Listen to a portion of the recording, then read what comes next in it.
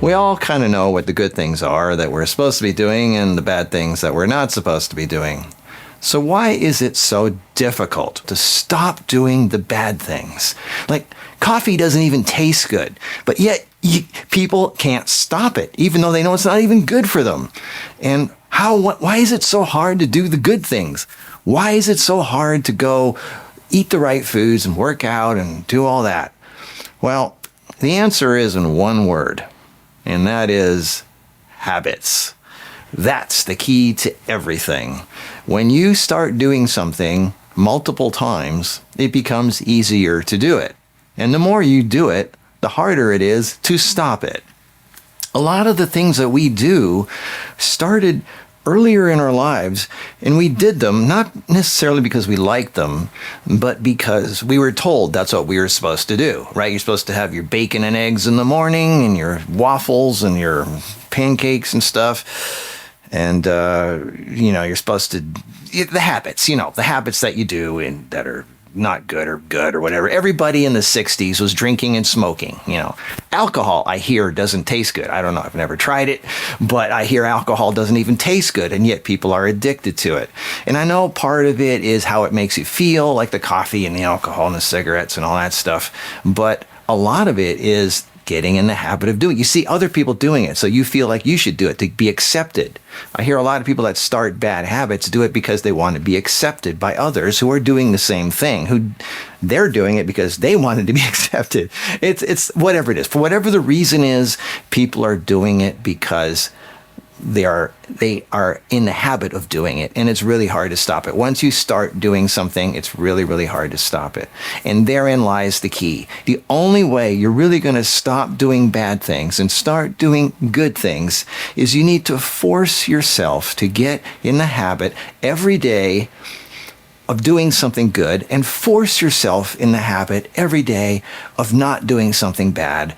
And you have to do that. Like, it's not easy. It's the hardest thing in the world, but there's a payoff for that, because after a while, this is the interesting thing, even if it's something that's not fun, like, going to the gym in the beginning is not fun. It's hard. But after a while, when you do it, you want to do it, because something about habits, if it's good tasting or bad tasting, good for you, bad for you, it doesn't matter. Just the mere fact that you've been doing it for a while makes you want to keep doing it.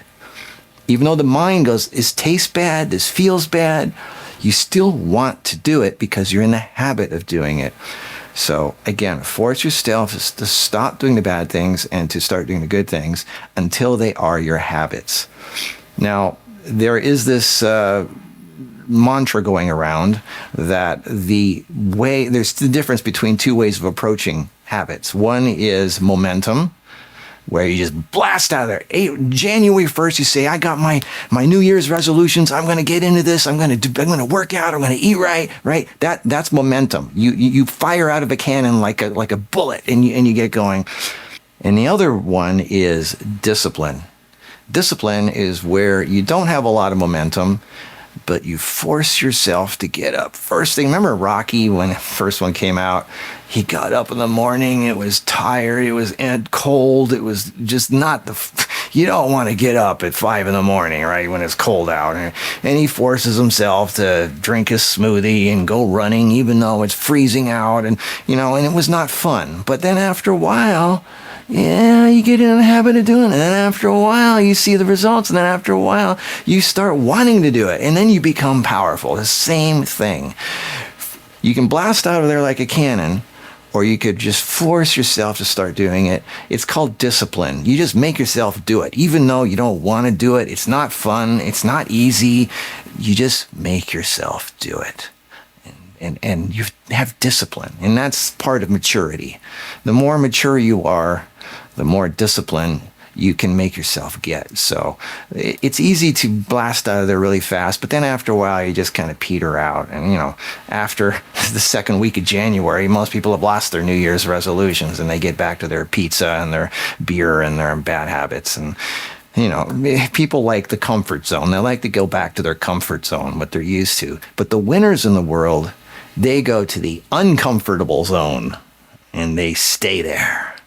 So that's kind of the key, is habits might not be easy to make or break, but you got to do it. And the key to that is just keep doing it.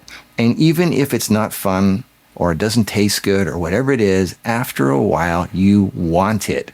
Like, people don't want bitter foods. They want sweet foods, right? They want the orange juice and mangoes and the bananas and stuff like that. They don't want the bitter melons and the endives and the nasty foods. You know, who wants bitter foods? But after a while, it's weird. You want it if you get in the habit of doing it. Like, coffee's bitter, right? I mean, alcohol's nasty tasting, I hear. But after a while, you just can't stop it because you want it, because you got in a habit. So the key, again, for everything is habits. It's that. I keep saying this. I've said it over and over, and I'll keep saying it. I guess you could say I have a habit of lecturing you about this. And that is kind of the key, is you need to force yourself to stop doing the bad things, start doing the good things. And after a while, you'll want to stop doing the bad things. You'll want to keep doing the good things. And your life will be, you'll be a whole new person. Keep that in mind and start doing it. Okay? All right. I'll see you in the next video. Bye-bye.